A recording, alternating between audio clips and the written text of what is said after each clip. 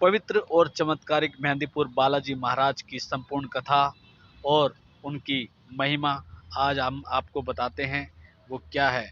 राजस्थान के सवाई माधोपुर और जयपुर की सीमा रेखा पर स्थित मेहंदीपुर कस्बे में बालाजी का एक अति प्रसिद्ध तथा प्रख्यात मंदिर है, जिसे श्री मेहंदीपुर बालाजी मंदिर के नाम से जाना जाता है।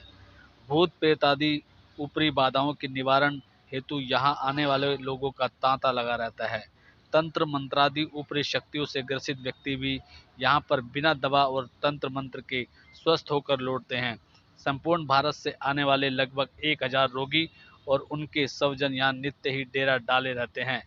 बालाजी का मंदिर मेहंदीपुर नामक स्थान पर दो पहाड़ियों के बीच स्थित है, इसलिए इन्हें घाटे वाले बाबा जी भी कहा जाता है।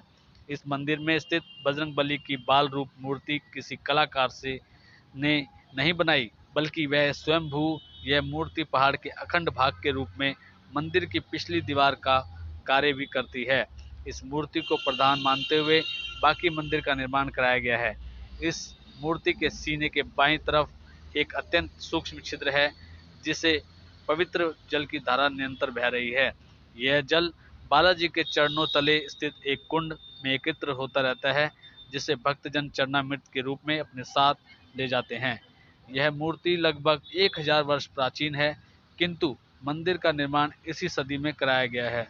मुस्लिम शासनकाल में कुछ बादशाहों ने इस मूर्ति को नष्ट करने की कुछ चेष्टा की, लेकिन वे असफल रहे।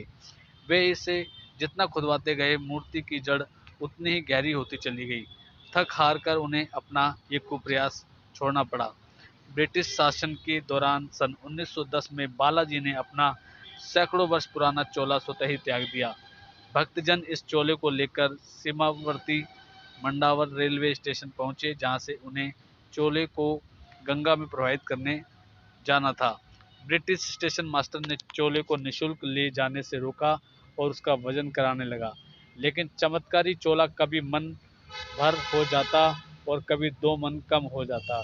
असमंजस में पड़े स्टेशन मास्टर को अतः चोले को बिना लगेज ही जाने देना पड़ा और उसने भी बालाजी के चमत्कार को नमस्कार किया। इसके बाद बालाजी को नया चोला चढ़ाया गया। यज्ञ हवन और ब्राह्मण भोज एवं धर्म ग्रंथों का पाठ किया गया। एक बार फिर से नए चोले से कई नई ज्योति दिव्यमान हुई। यह ज्योति सारे विश्व का अंधकार दूर करने में सक्षम है। बालाजी महाराज के अलावा यहाँ श्री प्रेतराज सरकार और श्री कोतवाल कप्तान भैरव की मूर्तियां भी हैं। प्रेतराज सरकार जहाँ दंडाधिकारी के पद पर आसीन हैं, वहीं भैरव जी भी कोतवाल के पद पर हैं। यहाँ आने पर ही सामान्य जन को ज्ञात होता है कि भूत प्रेतादि किस प्रकार मनुष्य को कष्ट पहुँचाते हैं और किस तरह सहज ही उन्हें कष्ट बाधाओं से मुक्ति मिल जाती है। दुखी कष्टग्रस्त व्यक्ति को मंदिर पहुंचकर तीनों देवगणों को प्रसाद चढ़ाना पड़ता है। बालाजी को लड्डू, प्रेतराज सरकार को चावल और कोतराज कप्तान भैरव को उड़द का प्रसाद चढ़ाया जाता है। इस प्रसाद में से 2 लड्डू रोगी को खिलाए जाते हैं और शेष प्रसाद पशु पक्षियों को डाल दिया जाता है। ऐसा कहा जाता है कि पशु पक्षियों के रूप में देवताओं के दूत ही प्रसाद को ग्रहण कर रहे होते हैं। प्रसाद हमेशा थाली या दोने में रखकर दिया जाता है। लड्डू खाते ही रोगी व्यक्ति झूमने लगता है और भूत प्रेतादि स्वयं ही उसके शरीर में आकर बड़बड़ाने लगते हैं। स्वतः ही वह हथकड़ी और बेड़ियों से जकड़ जाता है। कभी वह अपना सिर धुनता है, कभी जमीन पर लोटपोट होकर हाहाकार करता है, कभी बालाजी के इशारे पर पेड़ पर उल्टा लटका जाता है, कभी आग जलाकर उसमें खुद कूद जाता है, कभी फांसी या सूली पर लटक जाता है। मार से तंग आकर भूत प्रेतादि स्वतः ही बालाजी के चरणों में आत्मसमर्पण कर देते हैं, अन्यथा समाप्त कर दिए जाते हैं। बालाजी ने उन्हें अपना दूत बना लेते हैं। संकट टल जाने पर बालाजी की ओर से एक दूत मिलता है, जो कि रोग मुक्त व्यक्ति को भावी घटनाओं के प्रति सचेत करता रहता है। बालाजी महाराज के मंदिर में प्रातः और सायं लगभग 4-4 घंटे पूजा होती है। पूजा में भक्तजन आरतियां और चालीसों का गायन करते हैं। इस समय भक्तगण जहाँ पंक्तिबद्ध हो देवताओं को प्रसाद अर्पित करते हैं, वहीं भूत प्रेत से ग्रस्त रोगी चीखते चिल्लाते उलट पलट होते अपना दंड भुगतते हैं।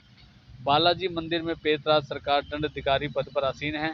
प्रेतराज सरकार के विग्रह पर भी चोला चढ़ाया जाता है। प्रेतराज सरकार को दुष्ट आत्मा को दंड देने वाले देवता के रूप में पूजा जाता है। भक्ति भाव से उनकी आरती, चालीसा, कीर्तन, भजन आदि किए जाते हैं। बालाजी के सहायक देवता के रूप में ही पीरदास सरकार की आराधना की जाती है। पृथक रूप से उनकी आराधना उपासना कहीं नहीं की जाती, न ही उनका कोई मंदिर है। वेद पुराण धर्म ग्रंथ आदि भी कहीं भी पीरदास सरकार का उल्लेख नहीं मिलता। पीरदास श्रद्धा और भावना के देवता हैं। कुछ लोग बालाजी का नाम सुनते ही चौंक पड़ते हैं। उनका मानना है कि भूत प्रेतादि बाधाओं से ग्रस्त व्यक्ति को ही वहां जाना चाहिए। ऐसा सही नहीं, क्योंकि कोई भी जो बालाजी के प्रति भक्ति भाव रखने वाला है इन दिनों तीनों देवों की आराधना कर सकता है। अनेक भक्त तो देश विदेश से बालाजी के दरबार में मात्र प्रसाद चढ़ाने नियमित रूप से आते हैं। किसी ने सच ही कहा है कि नास्तिक भी आस्तिक बन जाते हैं मेहंदीपुर दरबार में। प्रेतराज सरकार को पके चावल का भोग लगाया जाता है, किंतु भक्तजन प्राय तीनों देवताओं को बूंदी के लड्डू का भी भोग लगाते हैं और प्रेम श्रद्धा से चढ़ा हुआ प्रसाद बाबा सहज स्वीकार भी करते हैं। कोतवाल कप्तान भी भैरव देव भगवान शिव के अवतार हैं और उनकी ही तरह भक्तों की थोड़ी सी पूजा अर्चना से ही प्रसन्न भी हो जाते हैं। भैरव महाराज चतुर्भुजी हैं। उनके हाथों में त्रिशूल, डमरू, खप्पर तथा प्रजापति ब्रह्मा का 5वां कटा शीश रहता है। वे कमर में बागंबर नहीं लाल वस्त्र धारण करते हैं। वे भस्म लपेटते हैं। उनकी मूर्तियों पर चमेली के सुगंध युक्त तिल के तेल में सिंदूर घोलकर चोला चढ़ाया जाता है। शास्त्र और लोक कथाओं में भैरव देव के अनेक रूपों का वर्णन है, जिसमें 1 दर्जन रूप प्रमाणिक हैं। श्री बाल भैरव और श्री बटुक भैरव भैरव देव के बाल रूप हैं। भक्तजन प्राय भैरव देव के इन्हीं रूपों की आराधना करते हैं। भैरव देव बालाजी महाराज की सेना के कोतवाल हैं। इन्हें कोतवाल कप्तान भी कहा जाता है। बालाजी मंदिर में आपके भजन, कीर्तन, आरती और चालीसा सदा से गाए जाते हैं। प्रसाद के रूप में आपको उड़द की दाल के बड़े और खीर का भोग लगाया जाता है, किंतु भक्तजन बूंदी के लड्डू भी चढ़ा दिया करते हैं। सामान्य साधक भी बालाजी की सेवा उपासना कर भूत प्रेतादि उतारने में समर्थ हो जाते हैं। इस कार्य में बालाजी उनकी सहायता करते हैं। Thanks for watching Adhyatmasar channel. और अधिक भक्तिमय वीडियो देखने के लिए कृपया चैनल को सब्सक्राइब करें, लाइक करें और कमेंट करें।